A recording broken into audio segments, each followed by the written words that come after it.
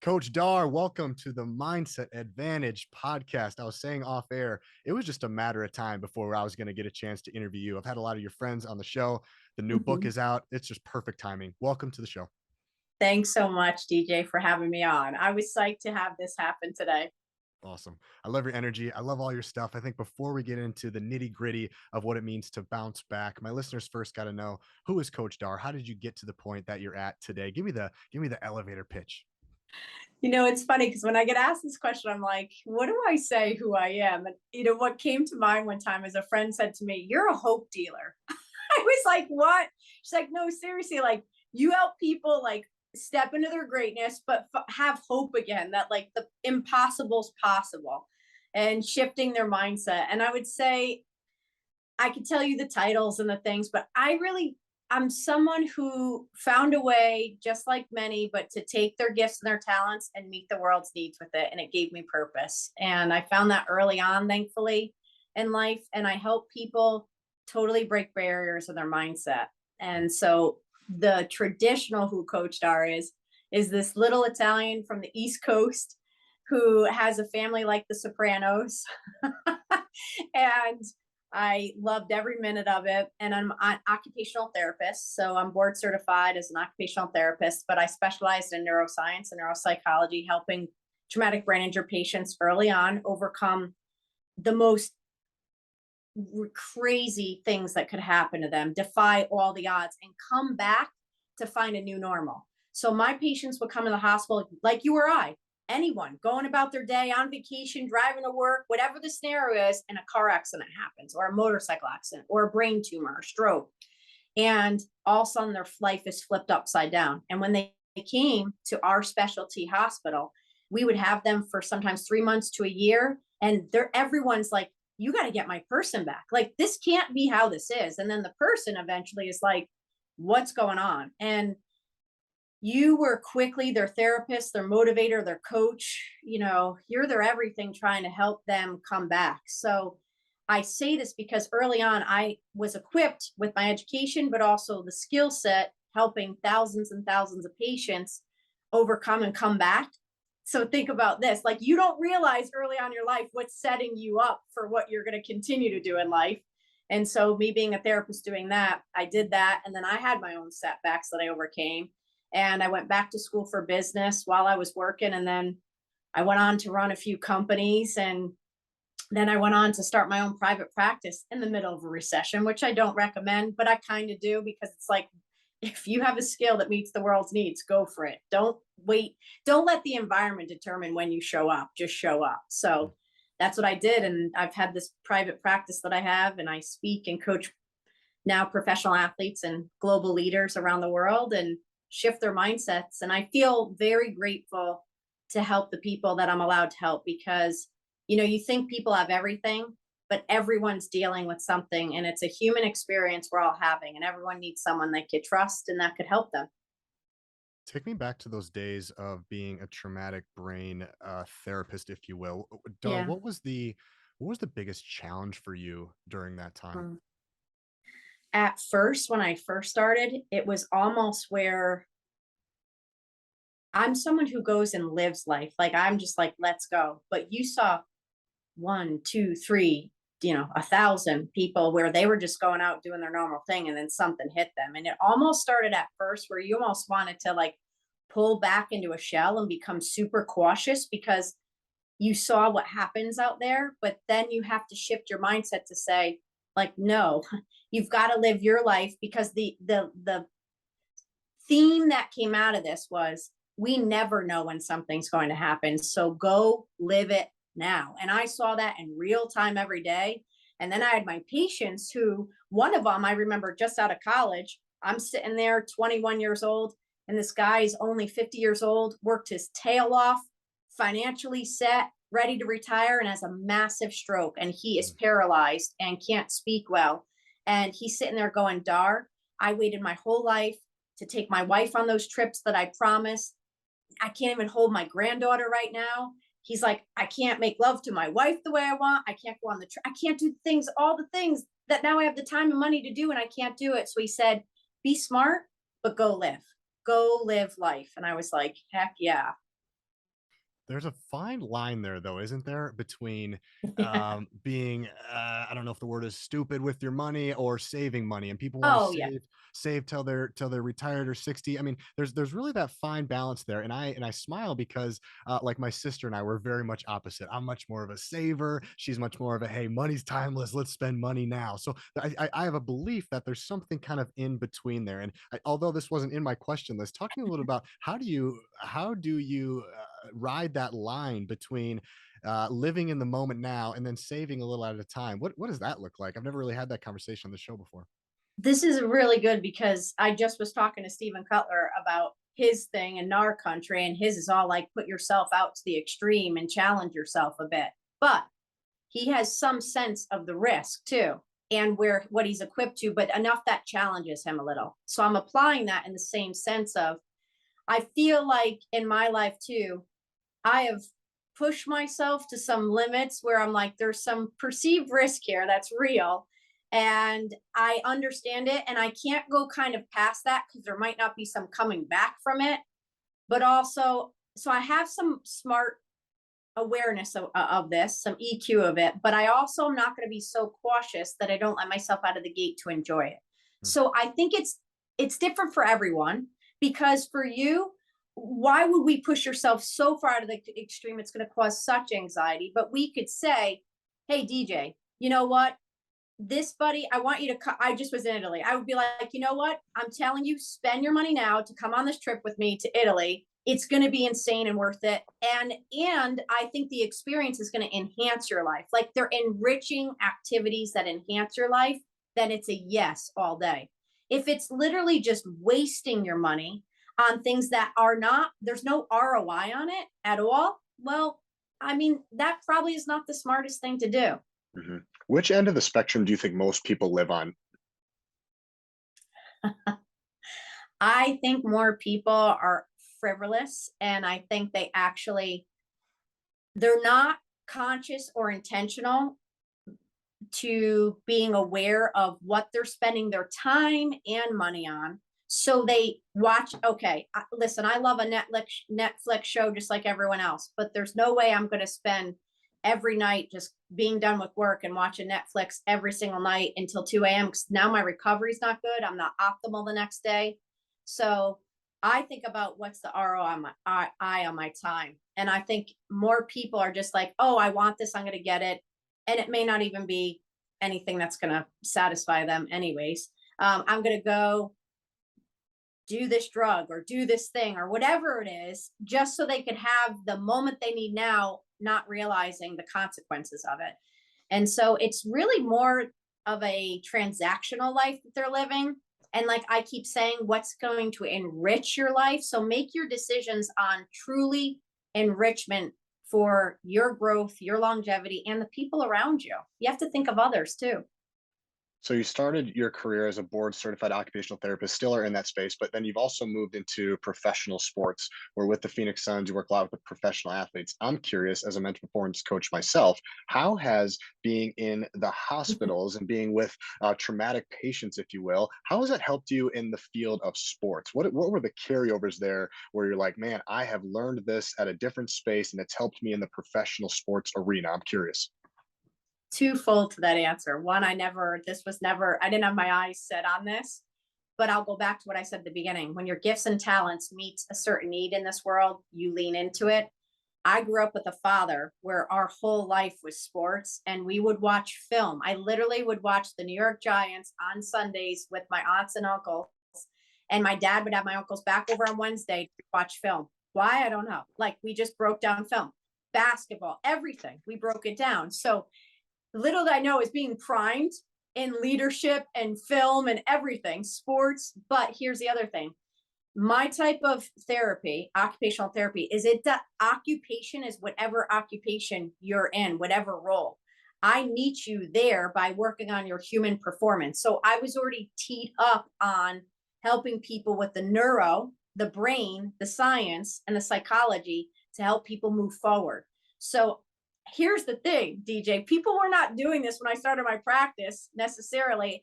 Then I felt like Elon Musk talking about you're gonna have self-driving cars and this is gonna be great. And people are like, you're crazy. Well, I was talking about this part of performance and mindset years ago and using my skill and talent when everyone was like, no one's going to talk about this. Like, what do we need to know about mental edge and all of that? We just get physically stronger. We're going to just barrel through it. And you're like, yeah, no, there's a whole part of mindset on this. So I naturally walked into this because when I started my practice, when I started really just speaking on mindset and mental edge and the tools and shifting all this, people started to come. If you build it, they will come. Well, some of those people were athletes, and I was one on one with them, and it was on the down low because people weren't talking about it like Mm. they're talking now. So they'd be like, I have this person I work with, but I don't want anyone to know. And now everyone's like, yeah, I got my mental edge coach, you know?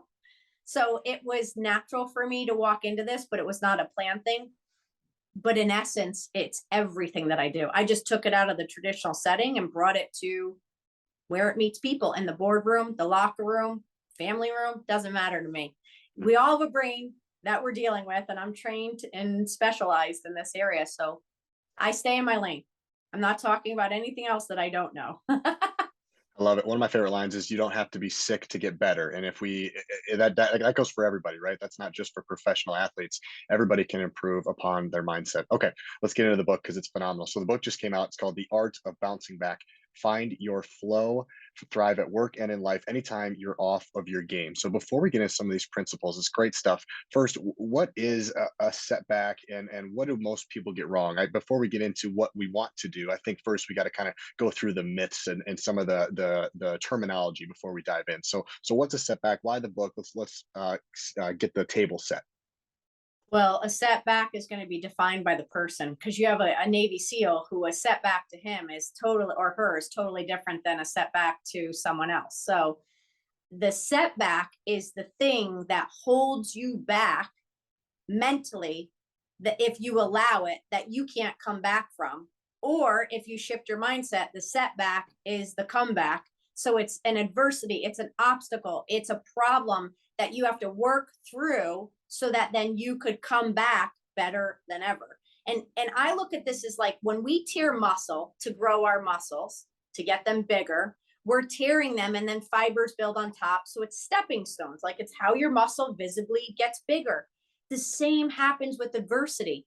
Every time we're shredded a little bit through adversity, we literally, if we allow ourselves, get stronger from that. So now when we hit another obstacle, we're not back at ground zero if we didn't want it to be. We're on a higher level dealing with it. And that's what this book is. I want this to be an epiphany for people that read this ahead of time, because you could take all of the setbacks, challenges, and adversity and allow that to be now your mountain that you get to stand on to see better, to do better, to live better from.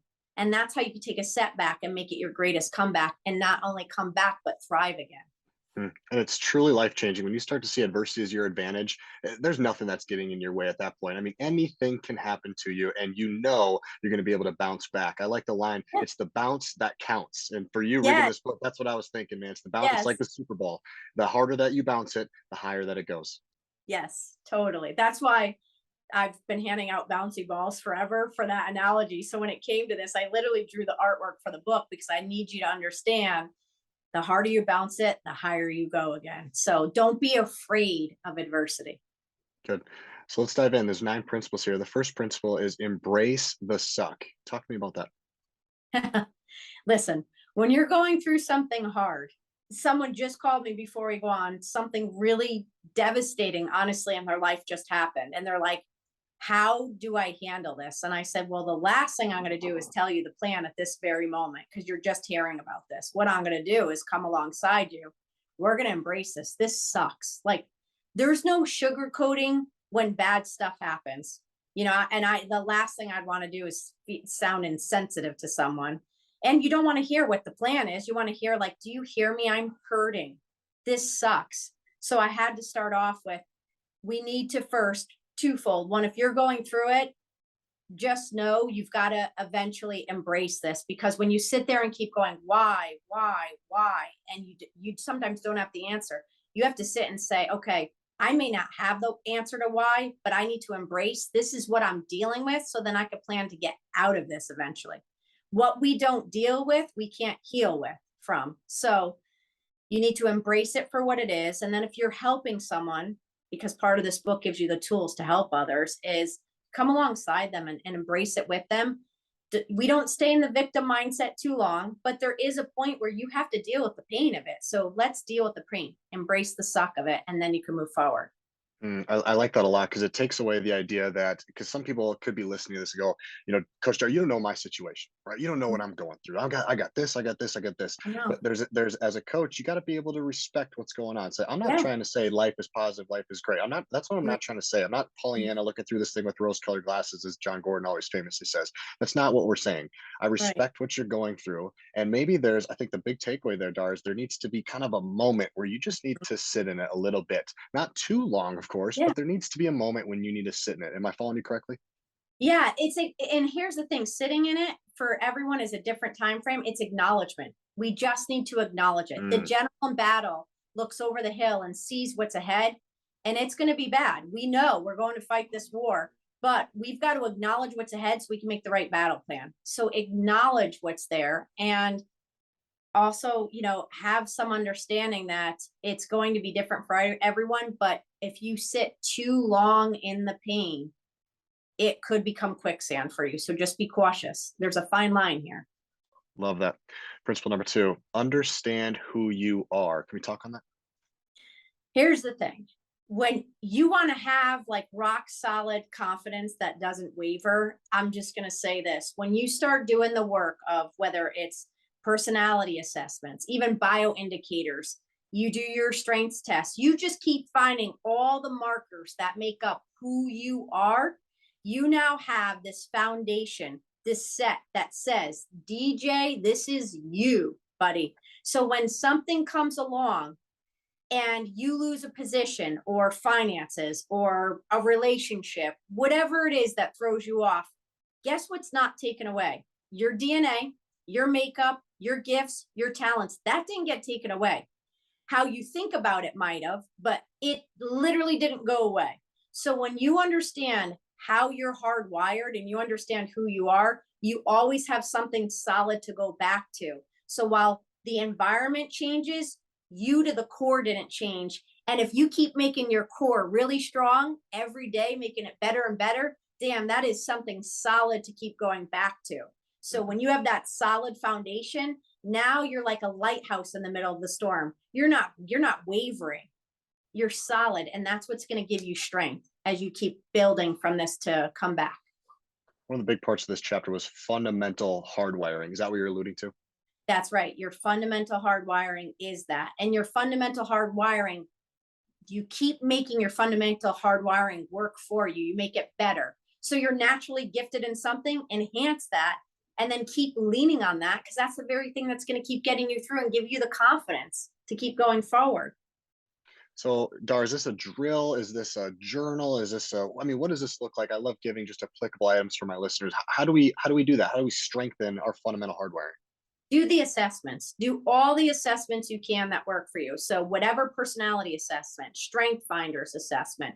And I even am brought into like, find out too, like I talk about biomarkers, find out to your DNA. Like I do DNA tests. I want to know what's working for me. And then when I know what's working against me, I can refuel it with certain foods or nutrition or something. But I'm trying to get who I am to the best possible place it could be. So when the storms hit, I'm so much more solid. So that even means assessments on all levels: the psychosocial, the personality, the biomarkers, like everything. Get all the assessments done, have this foundation of who you are, and then that stays in front of you. So you have something to build on to keep making stronger. This is one of those skills that I would say as a 30, 40, 50-year-old might become a little bit easier because you've been on earth a little bit longer. But if you have this down as a 16, 20-year-old listening to this, my gosh, Dar, are you ahead of the game as a young teenager or college student? If you can, and some of it, I would say some of it you probably don't have down. You're going to need some more time on this earth to kind of figure out some of these things. But if you can at least start the process of some of this fundamental hardwiring, man, you can save yourself a lot of things. One, a lot of heartbreaks probably too. Oh yeah. But here's the thing: 16 years old, you do an assessment right away that starts telling you, hey, you are gifted in this area. You're really strong in this area. These are things that come natural to you. Guess what you're going to do? Make better decisions on choices for a career path, future partner for you, whatever it is that's going to set you up for success ahead of time. So do this early because you will avoid some obstacles. To put it lightly. Yes, yes, yes. So principle one, embrace the suck. Your setbacks don't define you. Every comeback you make continues to refine you. Principle two, understand who you are. You're amazing, unique, and powerful. Stay aligned and focused on this. Principle number three, seek and apply feedback. Talk to me about this. This is, I get passionate about this one because we live Good. in a world where we're not seeking and applying feedback. So, you go through something, you want to learn from it. You don't have to stay locked into the pain of the mistake you made, but you have to learn the lesson from it. So the only way you could learn from it is to seek and apply feedback. Let's just give the scenario. Say it is a relationship. Say something got messed up with it. Whoever's fault it is, there's something you could learn from it. Seek feedback from people around you. How was I in this? If it's a work scenario, you gave a presentation, you didn't get the client you wanted. Ask people, what do you think went well? In the pros, we literally play a game and are watching film during game time, right when the plays are happening. We're seeking and then applying feedback in real time so we can make the next play better instantly. In life, we don't do this. We literally don't seek and apply feedback in real time. So you get in a disagreement, something doesn't go well. You sometimes wait months to have the conversation. Seek and apply the feedback right then and there. Start talking about it. Use effective communication. Have the difficult conversations. Say it's even something you want to do in a hobby. It's something you want to do you want to grow at. Start asking people now in real time how you could get better at it. In business, we wait for a once a year performance review. Are you kidding me? You're waiting a year to get feedback on how you did. You're already behind the eight ball. And that's why your competition's beating you out. Be the person that's like, tell me in real time from trusted sources, by the way. These aren't like Twitter dwellers here that are giving you feedback. This is a trusted source around you that's giving you feedback. That is your trusted circle you go to. But ask people even this question of like, hey, what's it like being friends with me? No one asks that. What's it like being friends with me? Are there things that, help our friendship? And are there things that maybe are hurting our friendship that I could get better at before the friendship starts to sway and you're like, oh, well, we just drifted. Well, did you have to? This could go for your business partner. This could go for your life partner. Start saying, what's it like to be married to me? And be ready for the answer, and then make the changes. But my point is like, why aren't we having these conversations? If we do it in the pros in real time, why aren't we doing it in real life? I love that you're so passionate about this. I can hear it from across the screen here, and I am too. One of the quotes in my book and something I say on stage a lot is the best leaders, they seek feedback without pushback. It's one thing Yeah. to seek feedback and give pushback and get defensive. It's another thing to seek feedback, take it for what it's worth, and then make changes. On page 45 of your book, you have seeking feedback to come back. We had a lot of rhymes. I love it. Here are a few suggestions to make soliciting feedback. Once a month, send a text to 3 to 5 people you interact with socially and ask the following questions. What's it like to be on the other side of me? What's something I'm saying a lot lately? And what's one way I can improve my work or personal life? Another one is once a quarter, send out a Google form or any anonymous inquiry form to those same people and ask things like, how do people describe me when I'm not in the room? How do you feel when the phone rings or dings and my name is on the screen? What do you understand to be my current goals? And what advice would you give me right now? I mean, these are great questions and they dive really deep into it. It's not just on the surface, how are you? We're diving deep and getting feedback. It's great stuff. It just honestly, we can make this life as great as we want it to if we're willing to dive in and do the work, but most just stay surface level. And it's like that's what you're going to get back is surface level, but dive in and get the most out of this. And that's willing to be vulnerable and that's willing to be open and have honest communication. You think most people are scared or apprehensive to do this because they're just nervous for what they could say back, what they're going to hear back, or is it Yeah. just scary to? I mean, why are people apprehensive about this? For me, it's like I want to always ask for feedback. For you, it's natural. For people, it's not very natural. Why do you think they are a little more hesitant on this? I also think it's part of like how you grew up. Okay. If you weren't used to hearing things, and you only heard good things and you never heard constructive ways to get better, it's going to be harder. So you're going to have more defense mechanism. So I could understand why it's not that easy for everyone, but we're not chained to our past. We have the choice to improve every day. So I just say to people, the more you put yourself in these scenarios, it gets a little easier. And you do have to, it is also the person you're asking. You know, if you're asking someone that is not going to give you quality feedback and they just are going to try to push your buttons because that's just their personality, well, that's not someone that you are going to take that information deeply with. Mhm. So it does depend on who, but also the more you do this, the better you do become. And it is like a muscle because you're prepared and you start to go almost like, okay, bring it, I'm ready. And then you get to decide what you get to do with it. Even if it does come from a source that you're like, you know what? I know you're giving me feedback. Thank you. But that inside, you're like, that's not a source that is quality that I'm going to count on. So that is number three, seek and apply feedback. Don't be afraid to ask for others and make sure to disconnect your ego as you seek for feedback. Number four, this is powerful. Discover your why power. I'd love for you to coach me up on this. We hear a lot about why power. Simon Sinek was, guru on why here. But this is where I shifted a little bit in the sense of why power over willpower. Listen, when we could only will ourselves sometimes through things, like you only have so much grip muscle. But if you are driven by your why are you going to get up in the middle of this worst adversity? Why are you going to get up when it's been, a really tough year every day? You're going to get up because your why is driving you. And let me just say this, we did not come to this world for us to serve ourselves, for gluttony. We didn't. That nowhere in this world did anyone come to this world just to have whatever they want, when they want, how they want. We came to serve others. Yes, you have to take care of yourself. Self-care is important, but you have a gift and a talent that the world needs. You were here with a mission to serve with that gift. So you could start to define what's that gift, like what's the anthem. If the 30 for 30 was playing for your life, what would be the anthem that would come up, DJ, for your life? So anyone listening, when your movie gets played out, like what's the anthem you want to be known for? Mine's greatness. Mine is that I helped myself be the greatest version. I helped everyone that I came in contact with to be their greatest version, and I left them better than I found them. I wake up with that no matter whether I'm in line at the coffee shop or I'm at, talking to you right now.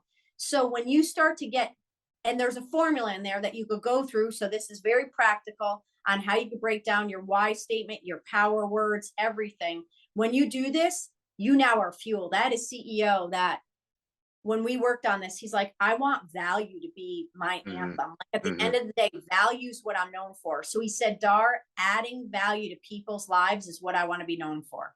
And so he said, when I walk into the room, did I add value to my wife when I had a conversation, to my kids? Even if I'm outside meeting a stranger, did I add value to their life? Because think about how powerful when you're intentional about this, you show up better.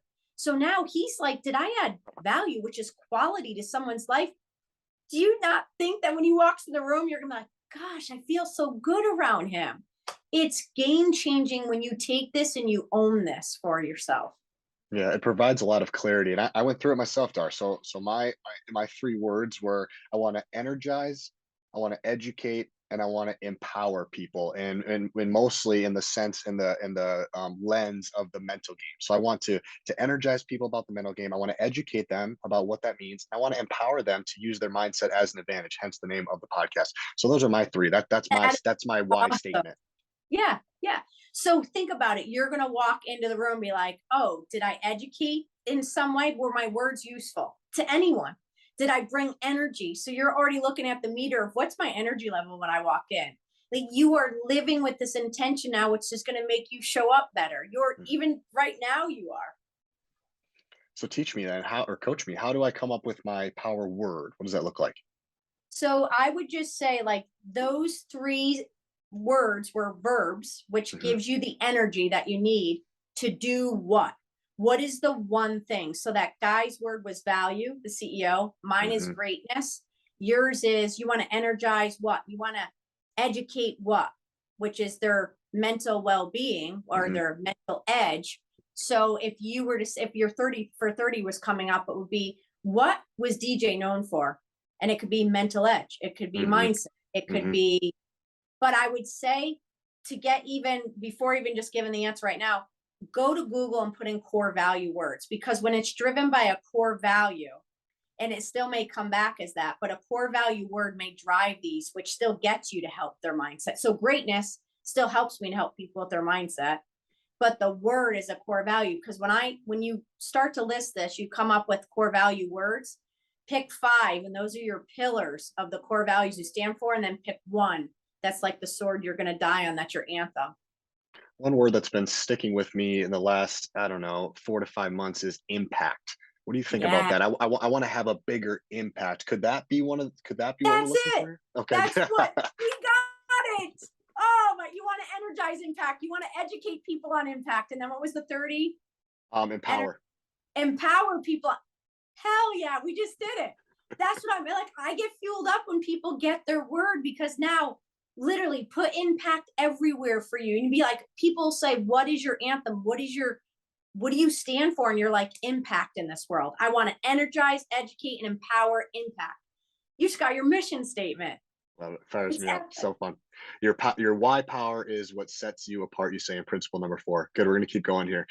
Principle number 5. This was interesting to me. I learned some things about create your bounce back environment. And the bounce back environment comes down to 5 different things: your senses: sight, yep, sound, smell, taste, and touch. I think most of us, Dar, we understand the physical parts of our environments, right? Is there couches? Is there TVs? What does it look like? But some of the things that really popped out to me were the smell and the sound.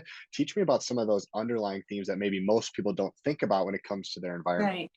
I'm going to take this even deeper. So, surface level, yes, your senses. So, when you set up, like, I love how you have the books around you, like, that's already inspiring you. You're around people and their knowledge. Like, your environment, looking at it, is setting you up to help you make impact. So, your environment, the scent you smell, uh, some things energize people, some things smells drain people, it because it triggers an emotion. So put the scent, the energy.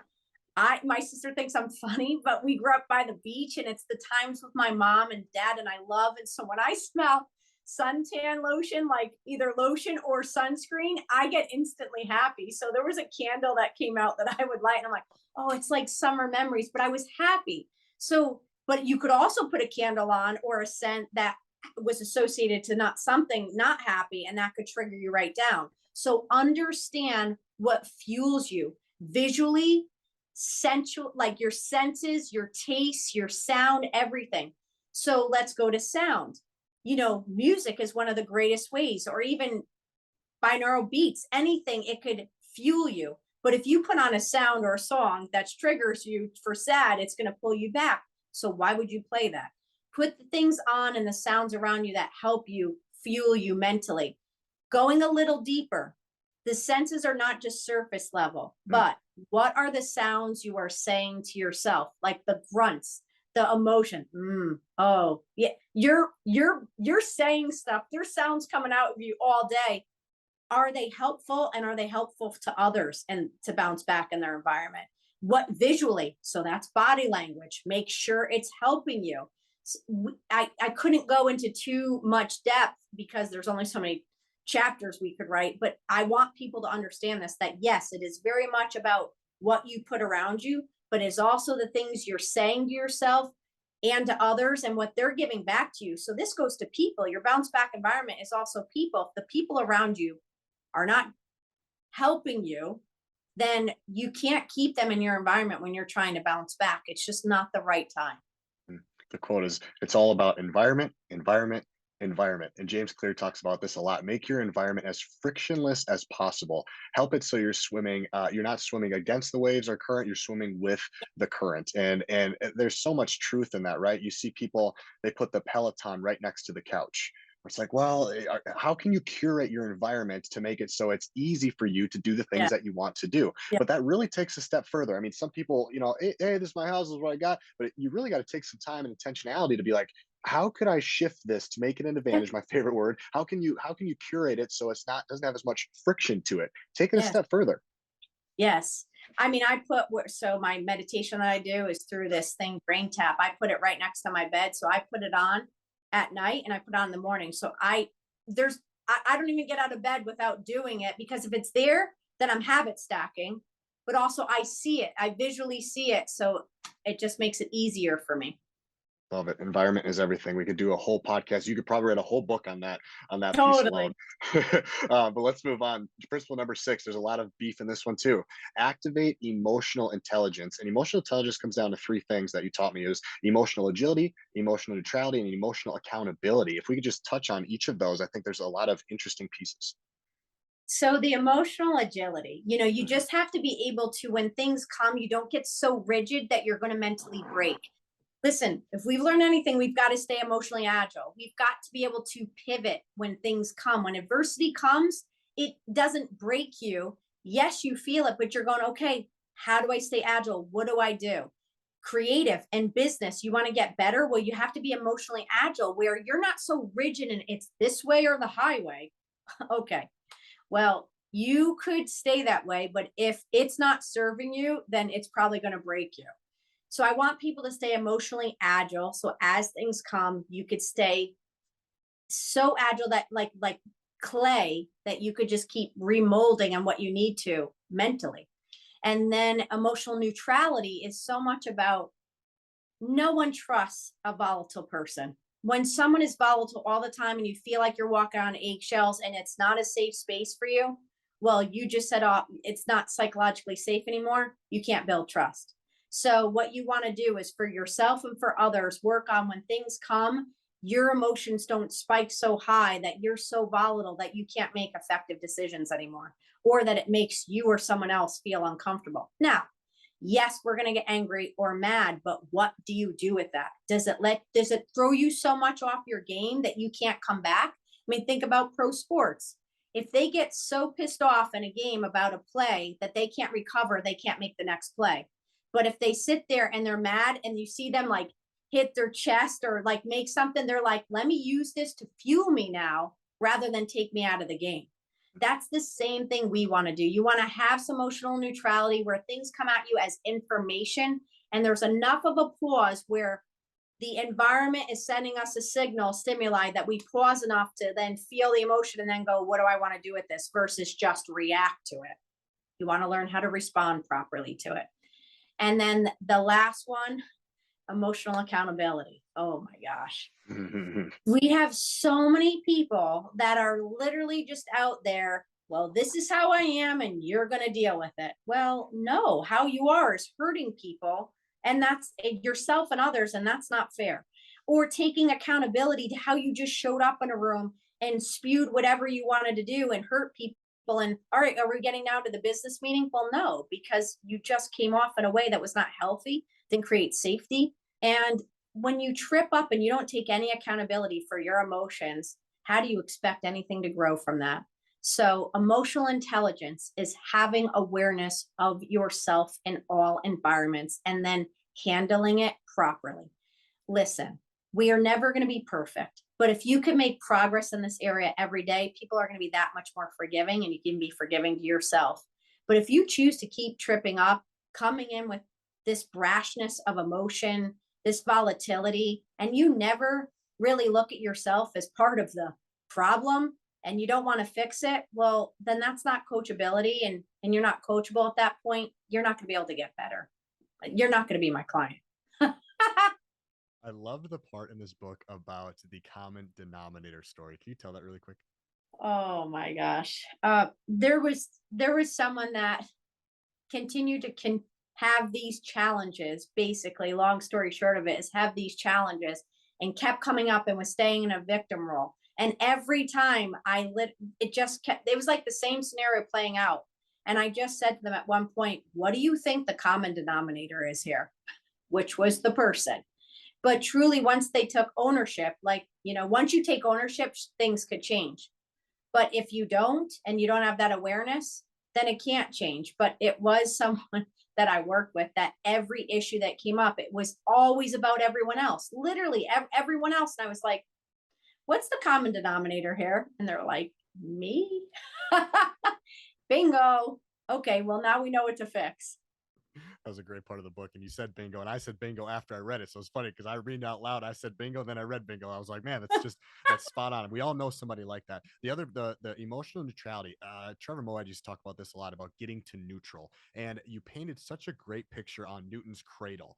And why don't you go ahead and just tell those No, the, go ahead. Go ahead. I want so, to. I want to see how you interpret. I thought this was so cool. I'm going to use this in a presentation because I try to teach athletes about getting to neutral. So for those that don't know, Newton's cradle is what you see sometimes in the movies or on people's desk, where the ball comes out, hits the other one, and makes a reaction. But that ball in the middle doesn't move left or right. So how I see Mhm. it, Dar, and how I'm going to present it is that the ball on the right side is a happy face. It's a green face. It's a good thing that happened, right? That swings out. You still don't move because sometimes we don't react to bad things, but we react really big to good things, where he's saying you got to stay neutral. So instead, it's here, don't let it hit, comes out here. So the left side is the negative voice. No matter what happens, the events around us, we are the same and we That's stay right. the same and we go back to neutral.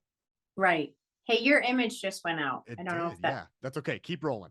Okay. Okay. Uh, but yes, I mean, really, you have the ability, and you know what's going to shift this and how you come back to neutral. But also being aware that our our emotions also affect all the surroundings around us. So be very cautious about how you bring them in and what's happening for you. Mhm. But it is you when you get the book, you could see that the diagram that I put in there. Yeah. People love a story and people love a visual. I think that to me, it just clicked even more. I was like, gosh, that's it. That's it. Cool. Okay, number seven. I know we're getting close on time, but man, number seven was so good, and I think we could do another podcast on this. And this is how you open up a lot of your conversations with people: is hey, we need to reframe the game. We need to reframe the narrative. Mhm, Is the words that mhm. you use. And again, I know we're getting closer, but talk to me about what does it mean to reframe? This is huge. This one is like if we were to pick one, I think this could be used the most I every agree. day, which I is agree. reframe the game, reframe your mindset. So often, with a bad day, people will constitute that it's a bad life now. And or a bad game means I'm a bad athlete, or a bad presentation, even a bad year in business means I should just shut it all down. No, no, no, no. You're literally putting a period where they're intended to be a comma. It's a pause, it's an inflection, it's a challenge point. Now, you may have to reset and go in a little bit different of a direction, but it does not mean things are over. When you could reframe things. So a great example was I just told you I was doing a podcast with someone earlier, and for whatever reason it didn't record like we thought, and then not until like three-quarters of the way through all of this great material. So while it was really important to my team and I, at the end, I said to them when we got off and regrouped, I said, here's the thing. We can't change it at this moment. We could learn what we need to do ahead of it. Let's look at it this way. We just got an hour and a half conversation with someone that we love that gave all this. Not, it was like getting a keynote for an hour and a half. I'm like, how lucky are we? So it went from everyone was beating themselves up to everything that went wrong. I go, hold up, now that we learned what we could do different, or I don't even know what happened with technology, how about we look at this as, wow, we just got an hour and a half of an epic conversation. How awesome is that? And they were like, oh, I didn't think about that. My point is, you could be reframing all day to make things work for you, not against you. Mm. And it comes down to perspective. In some of your dialogue in the book, when you're going through some stories of you and an athlete or you and a client, one of the things you say consistently is after they say what's going on, Dar, you say, okay, let's get centered. Talk to me about those Mhm. three words. Why is let's get centered so important? I think it fits really nicely into reframing.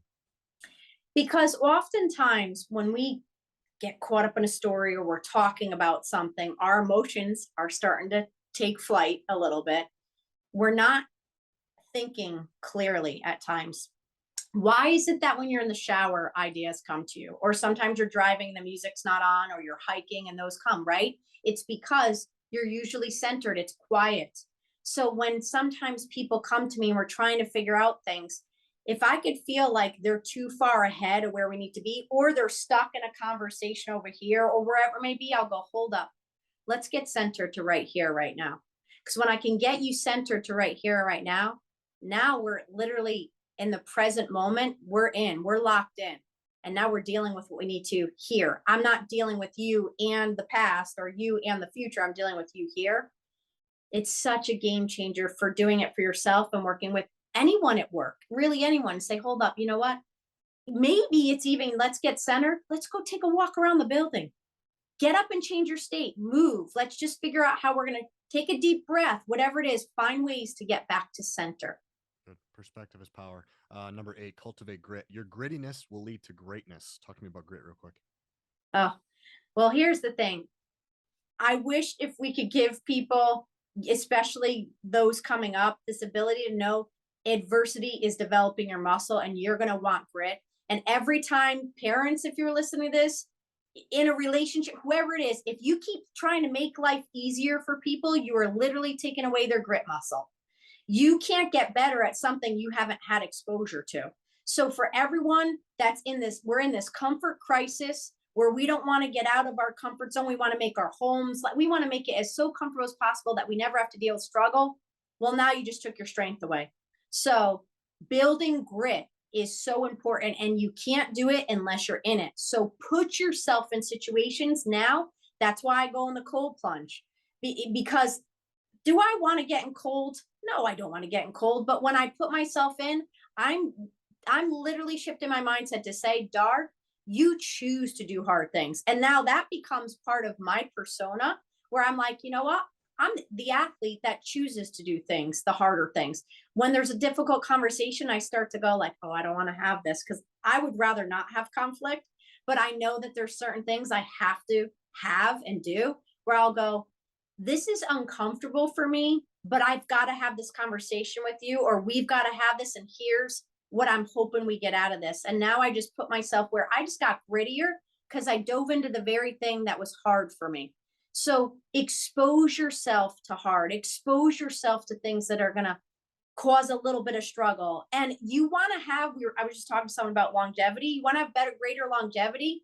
It's by challenging yourself, not putting yourself in comfort situations. So grit leads to greatness because those that are grittier overcome hard faster. So you want to talk about beating the competition. Well, if you could overcome adversity faster, you're beating the competition. Plus grit is just, you appreciate things too when you've gone through the hard. When you're gritty a little bit, not gritty where you get fixed mindset and you get where you're angry at life. I mean grit where you have resiliency. You said, I don't even know if you know that you said this brilliant line. You said, the struggle is the strength. How true is that? The Yes. struggle is the Yes. strength. Love Yes. it. Mm-hmm. Hey, Dar, bring me home here. Turn the page. Principle number 9. Why don't you end it with that? So here's the thing. After we've gone through all these principles, which in the book, I put them in a circle. Why? Because life is not linear. You're going to go forward to go back. You have to keep going through principles. But when you get to the point where you've learned the lesson, you've taken what you need out, you did the work, don't get stuck in this problem. Don't get stuck in this pain. You can't write the new chapter if you're stuck on the last page, right? So there comes a time where you have to turn the page on this to move forward. And when we go through adversity, we often get stuck in it and it doesn't allow us to move forward. So turning the page is you made the mistake, learn from it. You had the challenge or the problem, let it lead to possibilities now. Reframe it, turn the page and move forward. Because when you can move forward, you get to go ahead. And I say that the front windshield of your car is bigger than the rear view mirror. Why? Because we don't want to be stuck looking behind us. We want to look ahead at where we're driving to. So turn the page. What a great place to end. All right. Principle 1, embrace the suck. Your principle number 2, understand who you are. Principle number 3, seek and apply feedback. Number 4, discover your why power. Principle 5, create your bounce back environment. 6, activate emotional intelligence. 7, reframe setbacks, reframe the game. Number 8, cultivate grit. And number 9, turn the page. Coach Dar, ladies and gentlemen, thank you for taking the time. That was a lot of fun. That was awesome. Thank you so much. How can my listeners support you? Please buy the book, share the book, give the book. I wrote this as a message for people to get ahead of the game. So this is building your mental fortitude now. Go to coachdar.com, go to Amazon, Barnes and Noble, where books are sold. Pick up the book, follow along on Instagram. It's at the Coach Dar, THE Coach Dar. I share tips from this all the time, but get the book and share the book. We need more people building more mental resiliency now more than ever. Sorry, this was a pleasure and an honor. Thanks for being here. Thanks so much.